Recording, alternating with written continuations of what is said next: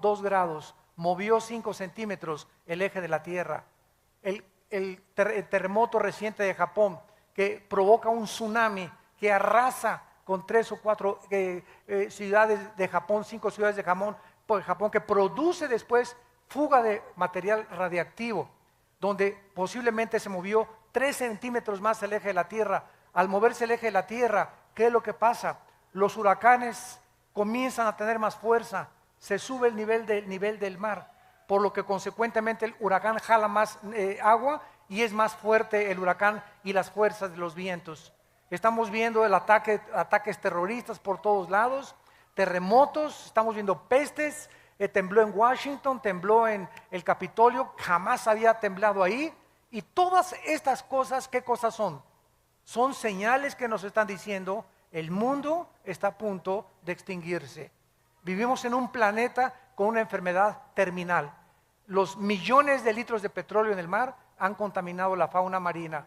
Los millones de incendios que ha habido en el mundo y que siguen actualmente propagándose por todos lados, devastando grandes forestaciones de bosque, están acabando con toda la ecología del mundo. Nuestro aire está contaminado, nuestra comida ya tiene que ser comida fabricada o inyectada con hormonas o comida orgánica, porque la comida también está contaminada. Estamos en un mundo que hemos destruido y que está a punto de tratar de abortarnos. El mundo está enfermo, como dice Isaías, capítulo 24.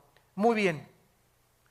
Entonces, así como hubo señales de que Cristo iba a venir en la primera venida, Cristo cuando vino reprendió a los líderes religiosos, porque aunque no se sabía el día ni la hora, ni nadie lo sabrá tampoco el día y la hora, sí es necesario e importante que nos comencemos a alistar cuando veamos las cosas. Por ejemplo, en Lucas, capítulo 12, versículo 54, Cristo enojado con los fariseos y los líderes y con la gente, les dijo lo siguiente, Lucas 12, 54, decía también a la multitud, cuando veis la nube que sale del poniente, luego decís, agua viene, y así sucede, es lógico, ¿verdad? Salimos ahorita a la calle y está todo nublado y aborrascado el cielo. ¿Qué cosa nos muestra? Va a llover. ¿A qué horas? A las 3, no sé. A las 2, a lo mejor en 5 minutos, a lo mejor en 2 horas. Pero el acumulamiento de nubes nos habla de que ya no tarda en caer la lluvia. Cuando sopla el viento del sur, decís, hará calor, y lo hace.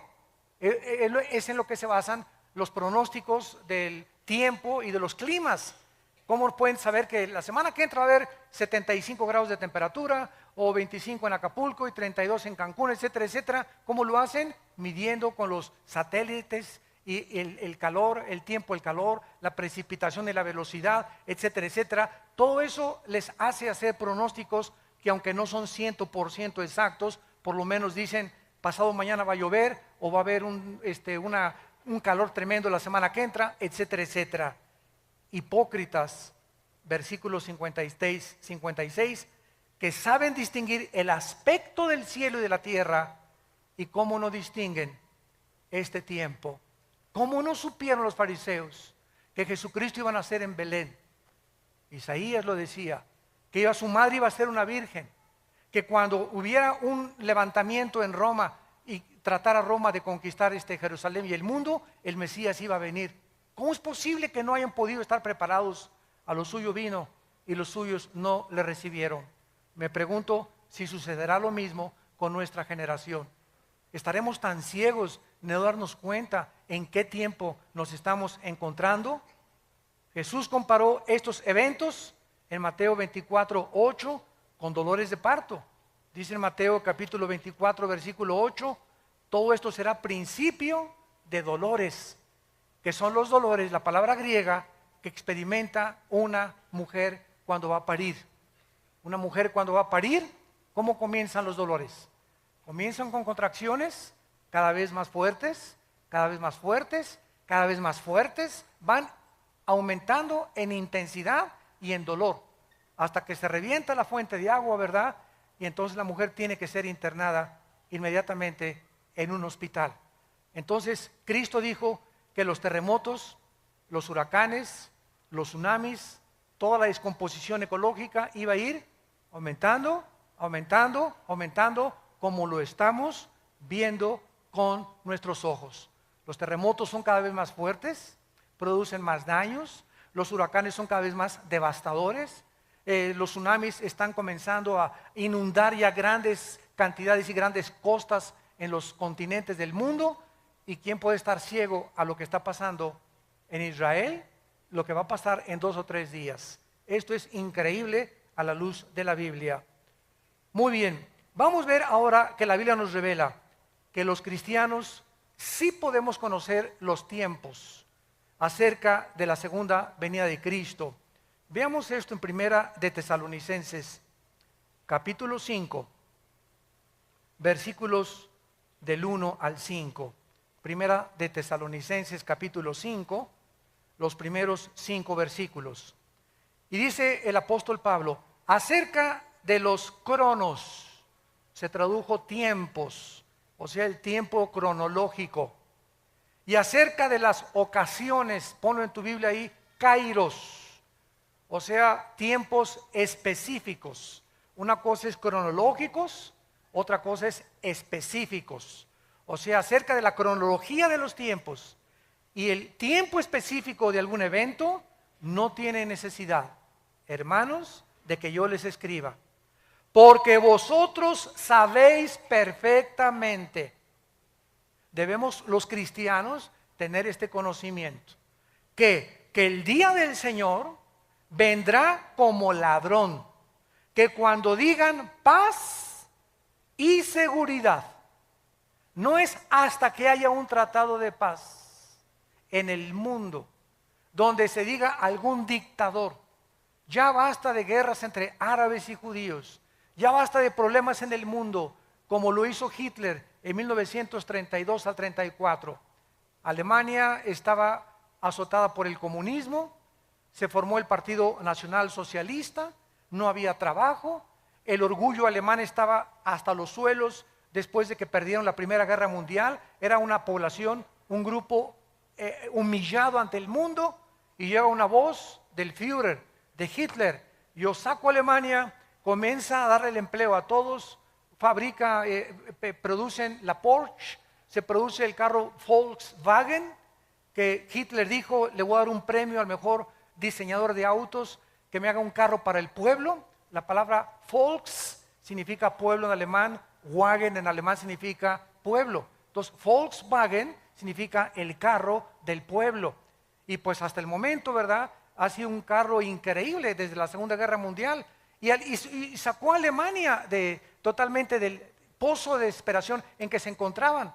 Y 85 físicos, matemáticos, doctores, licenciados, abogados, maestros de escuela, no estoy hablando de indígenas, 85 millones de profesionistas, de personas cultas, de personas que fueron a la universidad con premios, noveles, etcétera, etcétera, votaron por Hitler y le creyeron a Hitler.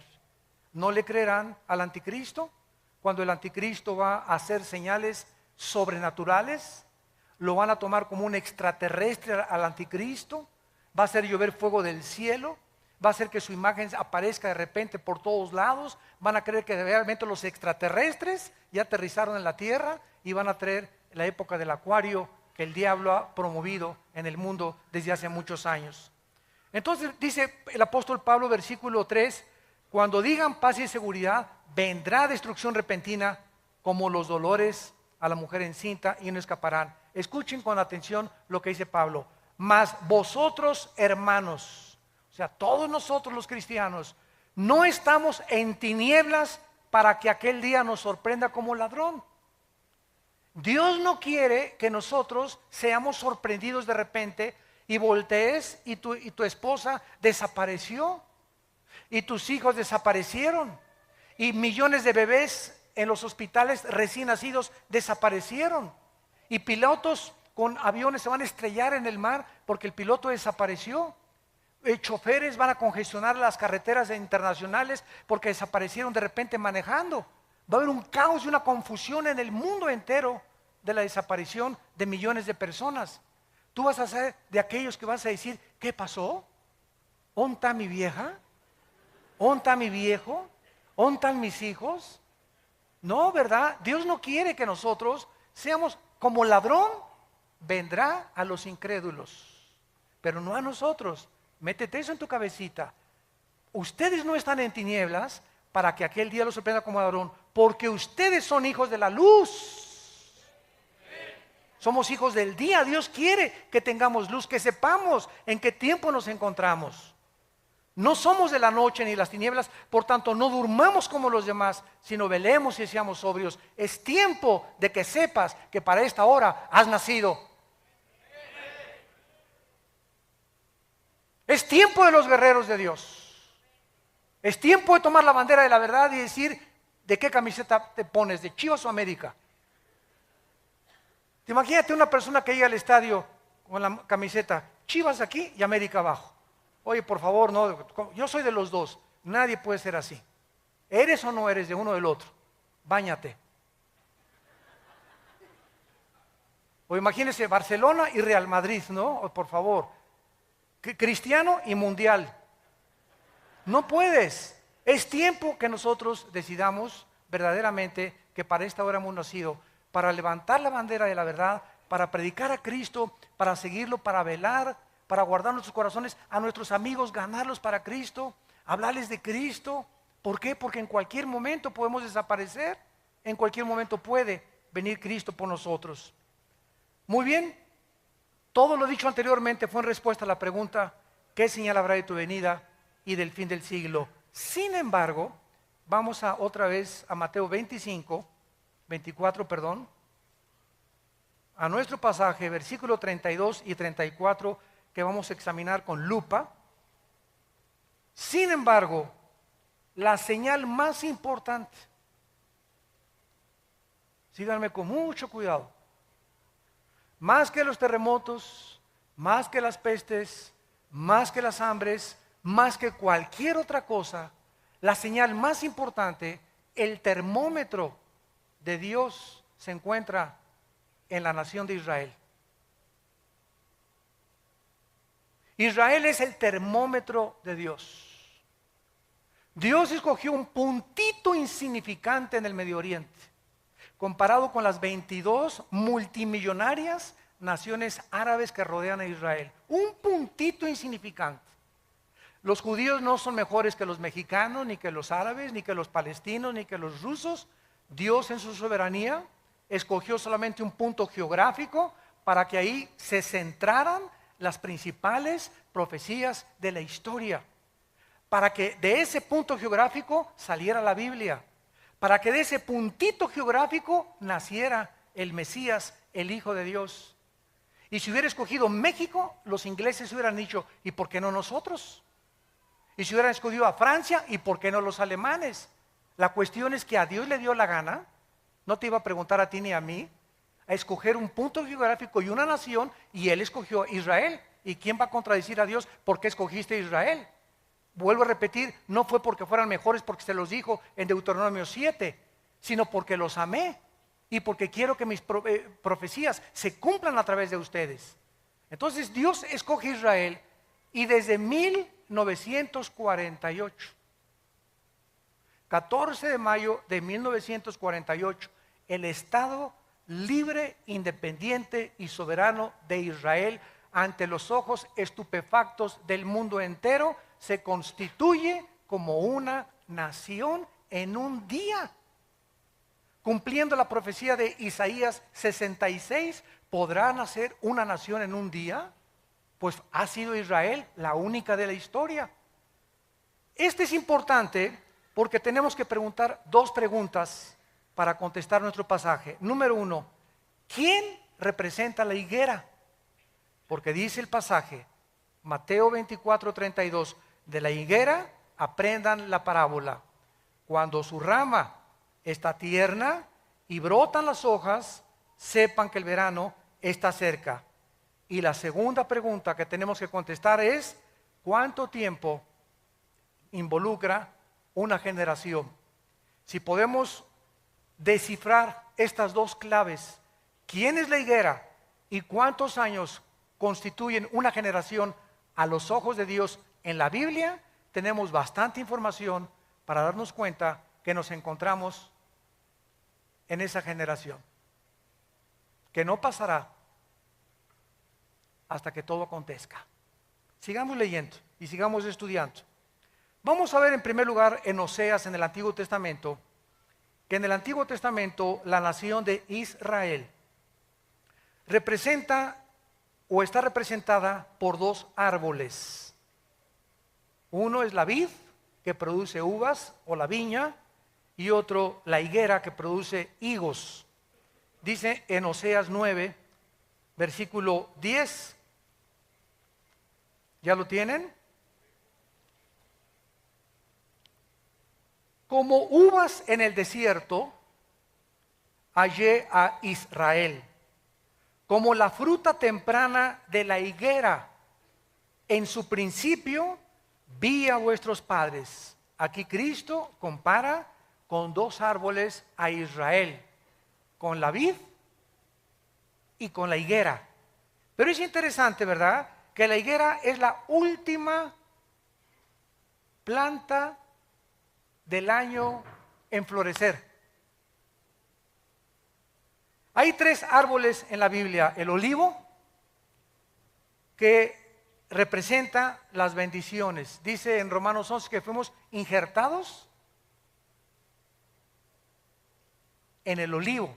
Nosotros somos el olivo silvestre, el olivo original es de Israel. El olivo representa las bendiciones que vienen con el Espíritu Santo. La vid representa el sistema religioso, la viña. Isaías 5, planté una vid y vine a buscar fruto y no la encontré. Y esta misma parábola de Isaías 5, representando la vid, Cristo dice cuando vio la higuera, la maldijo, que era una profecía más adelante de que Israel atraería la maldición sobre sus vidas por haber rechazado al Mesías. Y en tercer lugar, la higuera representa la resurrección nacional de Israel. Entonces tenemos el olivo, tenemos la vid y tenemos la higuera. Pero cuando Cristo, de los tres árboles, escoge la higuera para decirnos: cuando reverdezca, cuando resucite, cuando otra vez ante los ojos del mundo Israel vuelva a levantarse después de más de 2000 años de que no tenían patria, gobierno ni sistema religioso, sepan que se acerca el verano. Quiero decirles con más exactitud que esta generación no pasará hasta que se cumplan todas estas cosas. Vemos también en Lucas capítulo 13 acerca de la higuera que Cristo nos está describiendo. Dice Lucas 13, versículo del 6 al 9.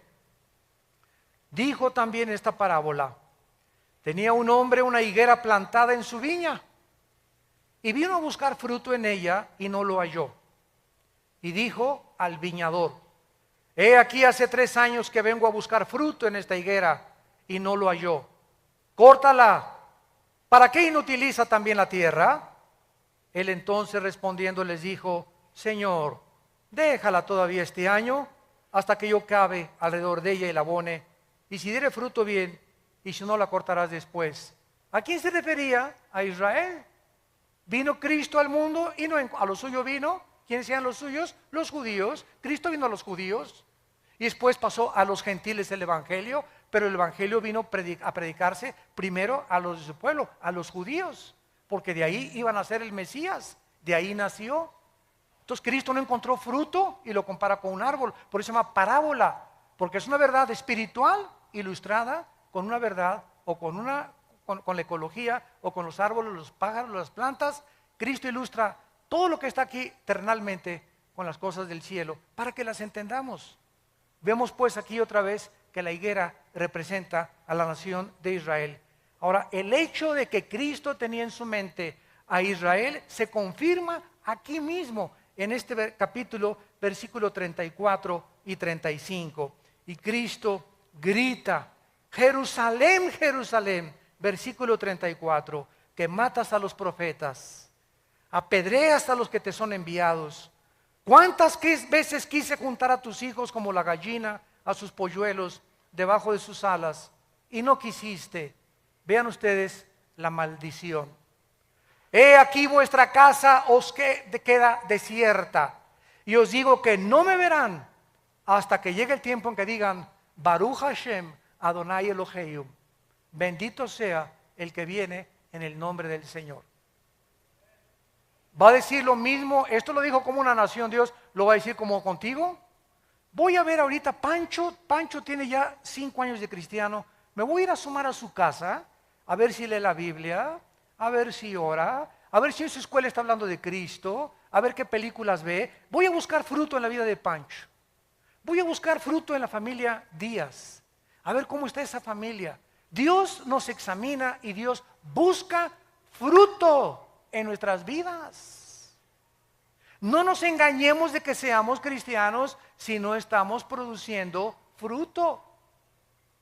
Aunque seas hijo de pastor, aunque tu mamá sea la monja de Zacanicapatlán, aunque tu tía sea obispo, aunque hayas nacido en un hogar cristiano, eso no garantiza que seas cristiano. A lo mejor eres religioso, pero tú no tienes una relación con Cristo personal. Entonces Cristo viene a buscar fruto en nuestras vidas. Cuando Él venga, los cristianos que estén con fruto serán cortados y llevados con Él. Pero los que no produjeron fruto, Él lo está profetizando. Vine a buscar fruto y no lo encontré. Este es un mensaje de Israel que hizo Cristo. ¿Terminó con Israel hace 2000 años? No, dijo, me voy a esperar a ver si hay fruto. Entonces la iglesia vino a tomar todo el lugar en estos 2000 años, y ahorita no hay judío, ni gentil, ni griego, ni italiano, ni inglés. Sin embargo, la Biblia nos dice que Dios no ha terminado con Israel. Romanos 9, 10 y 11. No ha terminado con Israel. Una cosa es la salvación individual, otra cosa son las profecías nacionales. Israel se va a convertir en el trono de Dios. La nueva Jerusalén va a descender sobre la tierra de Israel. Ahí va a estar los cuarteles generales del universo. Dios habita ahorita en el tercer cielo. La Biblia dice que Dios va a dejar el tercer cielo. El Padre, estoy hablando, no el Hijo. El Padre va a dejar el tercer cielo y va a bajar a la tierra, en Israel, en Jerusalén, a poner su trono. ¡Qué maravilloso! Va a cambiar su trono de arriba a estar aquí con nosotros, el Dios y Padre del universo. Y nosotros a su alrededor reinando con los siglos por Él. Vemos pues entonces claramente, ¿verdad?, acerca de esto. Ahora dice el capítulo 21 de Mateo, versículos 18 y 19, Mateo 21, 18 y 19, la maldición de la higuera. Por la mañana, volviendo a la ciudad, tuvo hambre, y viendo una higuera, está hablando de Jesús, cerca del camino, vino a ella. Y no halló nada, sino hojas solamente. Y le dijo, nunca jamás nazca de ti fruto. Y luego se secó la higuera. Viendo los discípulos que se han maravillado, ¿cómo es que se secó enseguida la higuera? Bajo el Nuevo Testamento, para que entendamos este pasaje, los judíos tenían que presentarse 3 veces al año delante del Señor en la ciudad de Jerusalén. Jesús mismo vino a la ciudad de Jerusalén, vía Jericó, porque era el camino que siempre tomaba Cristo para llegar a Jericó, y en varias ocasiones fue a Jerusalén Cristo para celebrar, ¿se acuerdan las bodas de Caná, los tabernáculos, el Yom Kippur? Lo vino a celebrar Cristo en Jerusalén. Uno de esos días en que Cristo iba a Jerusalén, se encontró con la higuera, que sin duda en los viajes anteriores la había visto. Pregunta, ¿por qué no la maldijo antes, verdad? Lo vamos a ver. Pero el día precisamente en que él maldijo la higuera fue el día de su entrada triunfal a Jerusalén, cuando observó que no tenía fruto. Al llegar a Jerusalén, fue recibido como el Mesías, Hosana, el que viene en el nombre de Jesús, por la mayor parte de la gente. En la tarde se dirige a Betania, a la casa de Marta, de María y de Lázaro a pasar la noche porque venía camino a Jericó, y al regresar al día siguiente a Jerusalén fue cuando él se detiene y maldice la higuera. Ya vimos que la higuera representa sin ningún lugar a dudas a Israel, y esta acción de maldecir la higuera porque no tenía fruto, vemos realmente que es una señal profética de que tampoco había encontrado fruto en la nación de Israel. Y cuando a Cristo lo crucifican, y cuando Pilato le dice a la gente: ¿a quién quieren escoger? Suelta a Barrabás, crucifícale. Pilato les dijo: la sangre sea sobre sus cabezas. Y el pueblo de Israel dijo estas palabras: que la sangre del Mesías sea sobre nosotros. Y en 2000 años no ha habido un grupo étnico como Israel expulsado de la mayor parte de las naciones. Simplemente el holocausto en 1943, 44, 45 de Hitler, donde más de 6 millones de judíos fueron matados de hambre y en las cámaras de los gases, como los han odiado, como ahorita estamos en el siglo XXI y el mundo los odia, los árabes no los quieren aceptar. Ahorita hay 120 naciones. De las 200 naciones que tenemos en el globo terráqueo, 120 están votando contra el Estado de Israel. La única nación que lo ha defendido ha sido Estados Unidos. ¿Por qué Estados Unidos desde la Segunda Guerra Mundial? Señores sociólogos, historiadores, comunistas y ateos que nos visitan y que nos ven por la televisión, pregúntate por qué Estados Unidos ha sido bendecido. ¿Por qué le tienes tanta envidia a Estados Unidos? El mejor país vestido, donde mejores empleos ha habido, donde a la gente se le reconoce lo que sabe, con el mejor ejército, el mejor sistema político que hay ahorita en el mundo, donde más o menos hay justicia mejor que en otros países. Ha detenido el comunismo, el fascismo, el nazismo. Si no fuera por Estados Unidos, aunque ahorita está hundiéndose, todo el mundo quiere Estados Unidos. Nadie se quiere ir a Rusia, nadie se quiere ir a la China, a México menos ahorita. ¿Por qué Estados Unidos es la nación del sueño americano? Hasta hace algunos años, porque ya no es igual, ya se acabó todo eso, porque ya los últimos presidentes han apostatado y han entregado a Estados Unidos en manos de los árabes y han traicionado a Israel desde el presidente Clinton. ¿Por qué? Porque los árabes tienen el 65% de la producción petrolera del mundo entero. Y ahorita el presidente Obama, si no se alinea con las naciones árabes, le cortan el petróleo a Estados Unidos, y Estados Unidos consume el 50% del petróleo de toda la producción del mundo entero. Después de Estados Unidos sigue China, Japón y Alemania. Pero Estados Unidos consume la mitad del petróleo que se produce en el mundo. Así que por eso hundirían totalmente sin petróleo igual a Europa si los árabes no acceden, Occidente, a que el Estado palestino sea reconocido, quitarles Jerusalén y que puedan los judíos devolver los territorios que ganaron en la guerra. Todo está exactamente como la Biblia lo dice. Zacarías 12, 2 y 3, Zacarías 14, del 3 al 4, Mateo 24, Mateo 25, Apocalipsis, Daniel, todo dice que cuando Jerusalén la rodearan los ejércitos, ante nuestros ojos está sucediendo pasado mañana. Ya se queda sola Jerusalén. ¿Qué va a pasar? Tal vez una guerra nuclear. La Biblia profetiza que Siria, Apocalipsis 17, va a desaparecer. Tal vez Israel conteste con armas nucleares a Siria y borre del mapa a Siria, y el anticristo salga de la región de Siria o Irak, y después de esta devastación se den cuenta, bueno, que nos estamos matando. Surja como Hitler el anticristo y traiga la paz. Y cuando digan paz y seguridad, nos pintamos.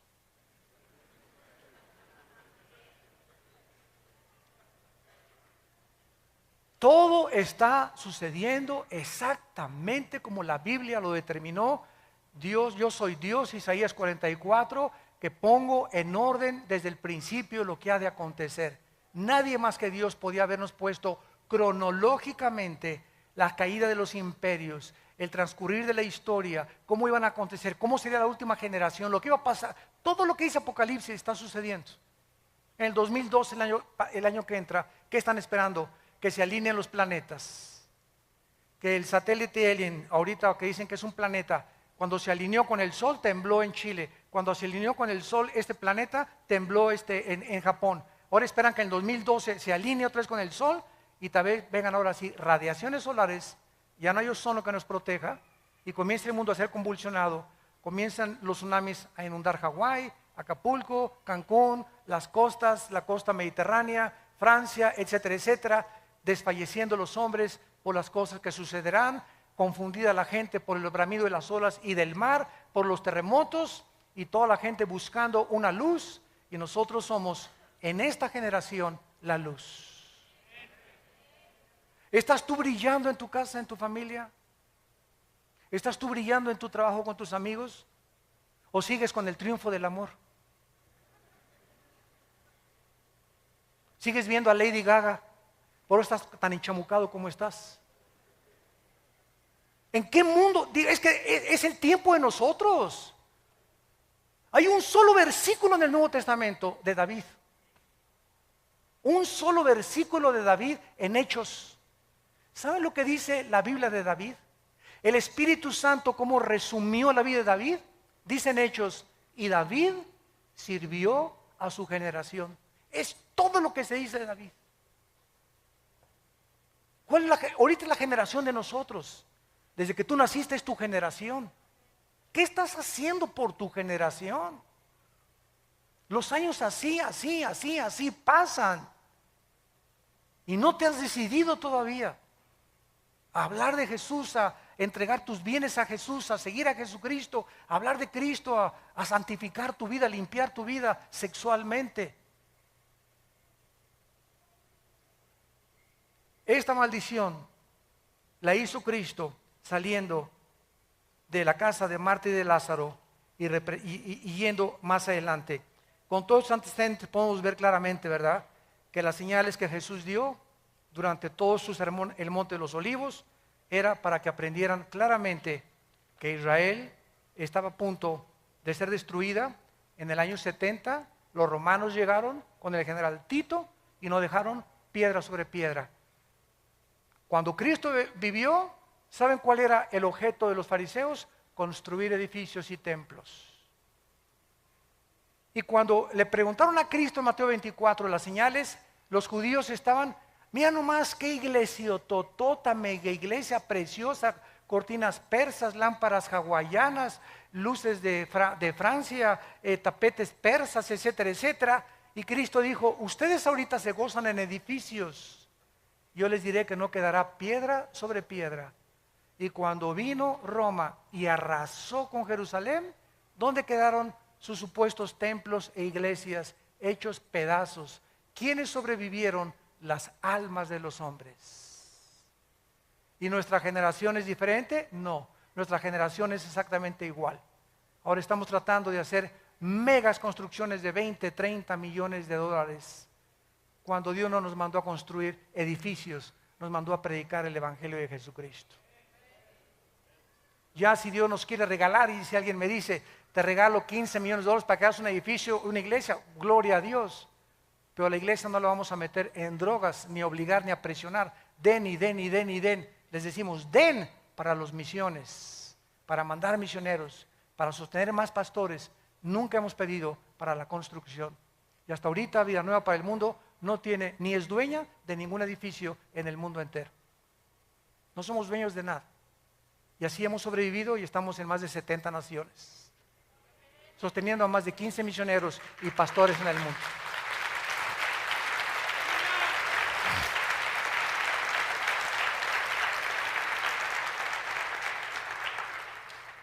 Los judíos pues fueron dispersados a los 4 confines de la tierra, quedaron por tierra cerca de más de 2000 años. Además la maldición se aplicó a la tierra, porque cuando regresaron en el 48 los judíos, era un desierto Israel, era un desierto. Los palestinos dicen que era tierra de ellos. Esto es la mentira más grande del mundo. Durante 3000 años Israel estuvo en Israel. Claro que había árabes cuando regresaron ellos, pero era un desierto Israel. No había un solo árbol, porque la maldición cayó sobre la nación y sobre la tierra. ¿Se acuerdan del Antiguo Testamento? El pecado hacía que Dios detuviera las lluvias y maldijera la tierra. Isaías 24, del 3 al 4, porque faltaste a mis mandamientos, la maldición te alcanzó. Entonces Israel, en 4 años, del 48 al 52, planta 6 millones de árboles, para que se cumpla Amós 9, del 12 al 3. Los plantaré sobre su tierra, plantarán viñas y verán el fruto de ellas. Esto es además no solamente contra la tierra, porque hasta el siglo XX los judíos regresan a su tierra en 1948, y del 48 a nuestros días comienza a llover en Israel.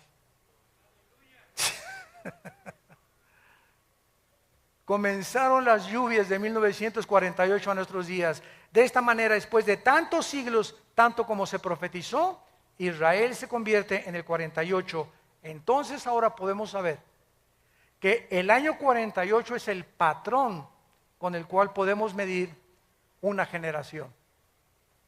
Ahora, ¿cuánto es una generación? ¿50 años? ¿60? ¿70? ¿O 80 años? Vamos a meternos a ver ahora algo más acerca del florecimiento de Israel. Muy bien. Esta profecía que acabamos de leer, cuando la higuera reverdezca, no pasará una generación, nos vuelve a decir que cuando Israel floreciera, cuando resucitara Israel, comenzáramos a contar los últimos días, desde 1948, y saber que la segunda venida del Señor está cerca. En 1948, el reloj profético de Dios comenzó, tic, tic, tic, tic, tic, tic, la cuenta regresiva. Ahorita me llegan correos donde me dicen, faltan 6 horas para el 20 de septiembre para que se determine el Estado palestino. Faltan 5 horas con 40 minutos desde que se dictaminó que pasado mañana las Naciones Unidas van a tratar de sacar a los judíos de los territorios ocupados. Comenzó el reloj profético.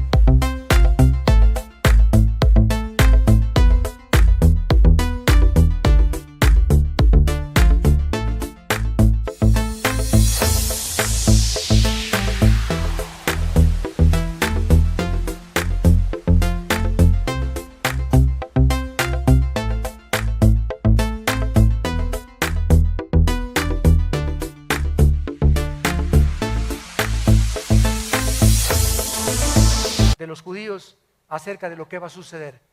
Pero el reloj profético de nosotros comenzó en 1948, el 14 de mayo. Tic, tic, tic, tic. Se había apagado durante 2000 años el reloj de Dios. En cuanto Israel regresa, no podía nadie profetizar que nos encontrábamos en los últimos tiempos. No es hasta que la nación nace y reverdece y resucita nacionalmente, no espiritualmente, porque espiritualmente será hasta la segunda venida de Cristo. Romanos 11, 25 y 26. Todo Israel será salvo cuando Él regrese físicamente, pero nacionalmente resucita en el 48. Ahora es interesante, Lucas 21, Qué linda es la Biblia. Lucas 21. Esto es increíble. Lucas 21. Vean qué cosa más maravillosa. ¿A quién le gusta estudiar la Biblia? Más les vale. Lucas 21, 29 al 32. Vean esto. Lucas 21, 29 al 32. También les dijo una parábola. Vean ustedes cómo comparando los evangelios, la Biblia es la suma de tu palabra es verdad, comparando versículo con versículo, texto con texto, podemos trazar una doctrina sana. También les digo una parábola, mirad la higuera y el Mateo no dijo eso, ¿verdad?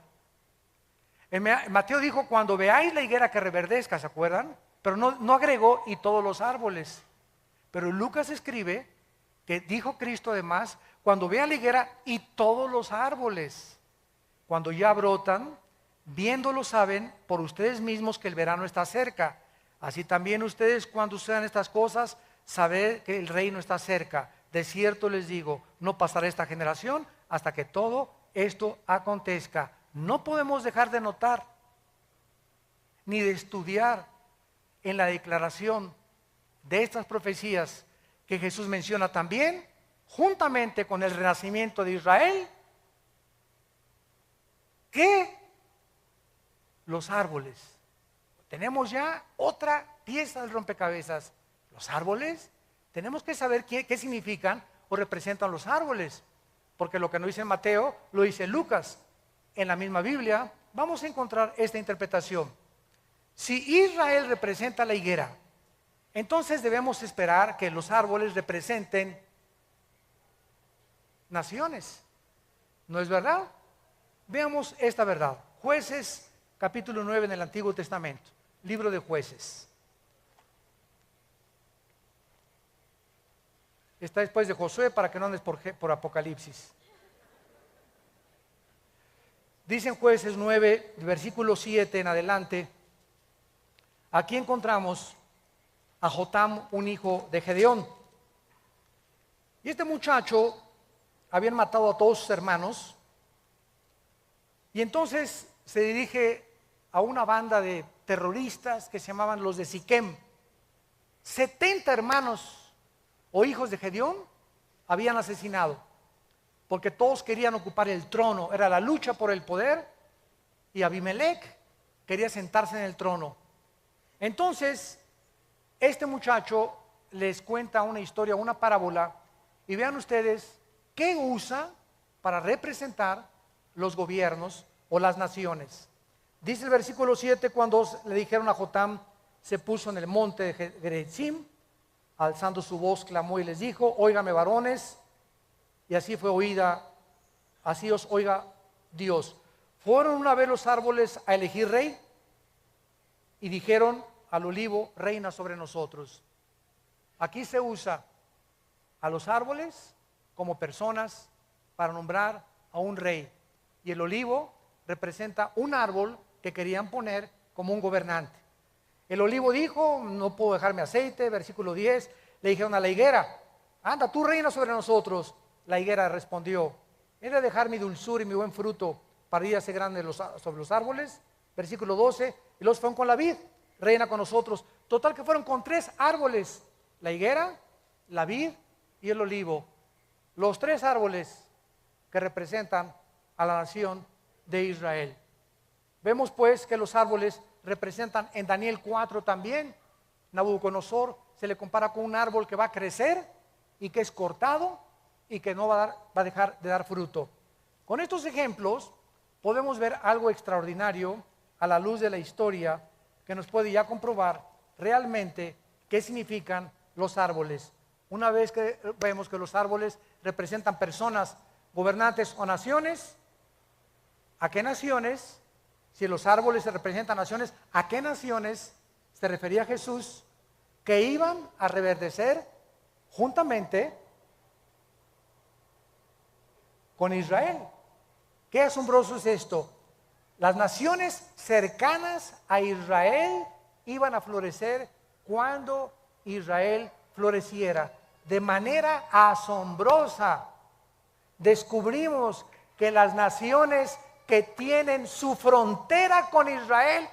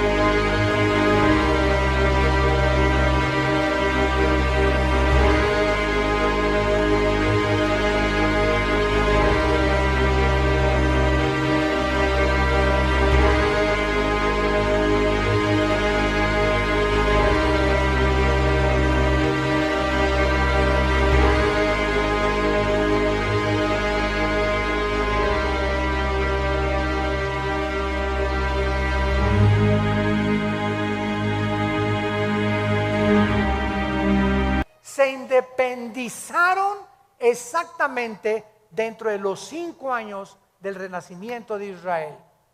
El Líbano, Jordania, Siria y Egipto obtuvieron su independencia entre 1943 y el 52.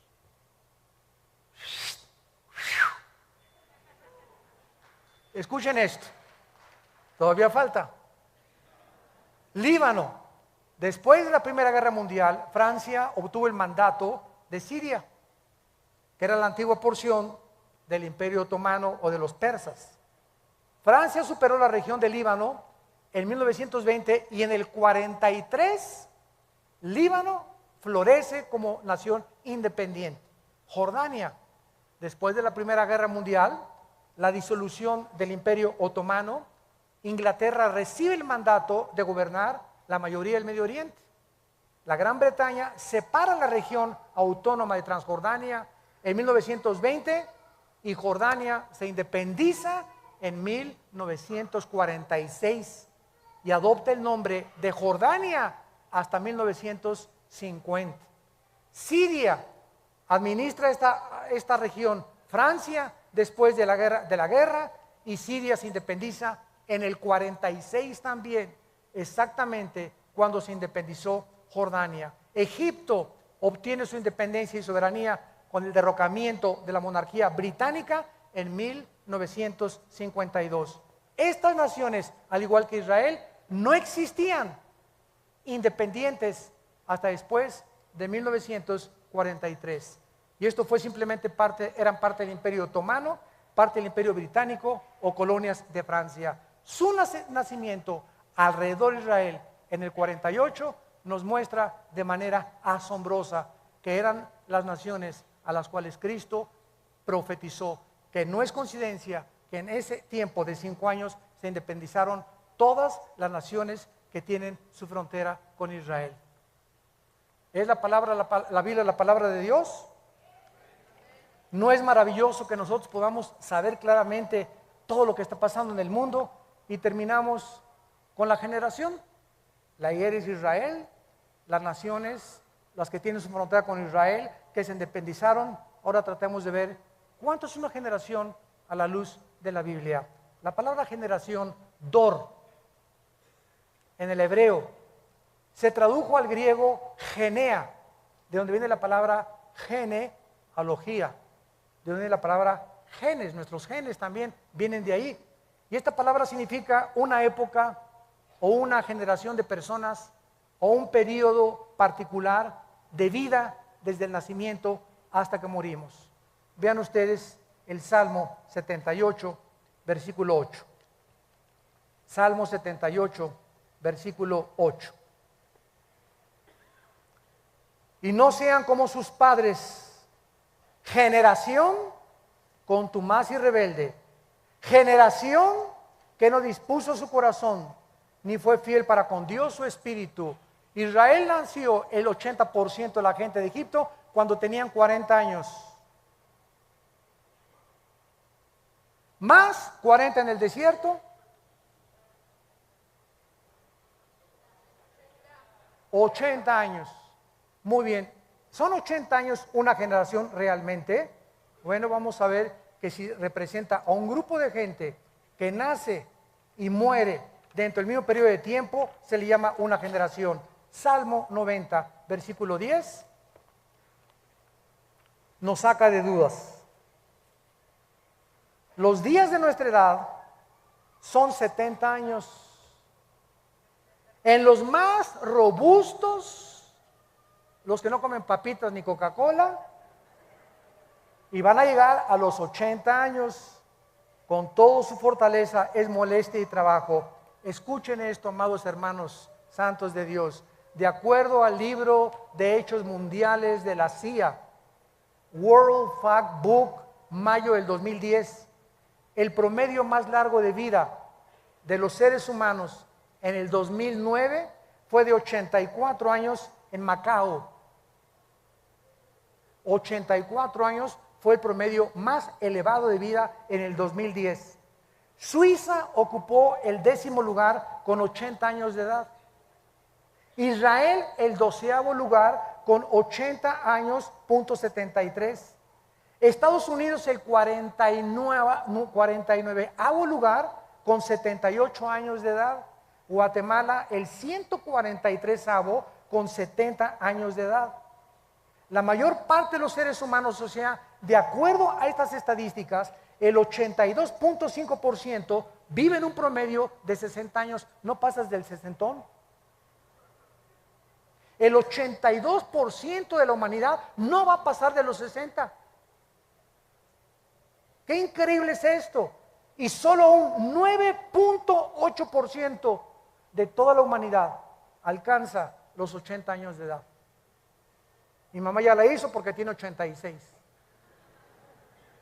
Billy Graham tiene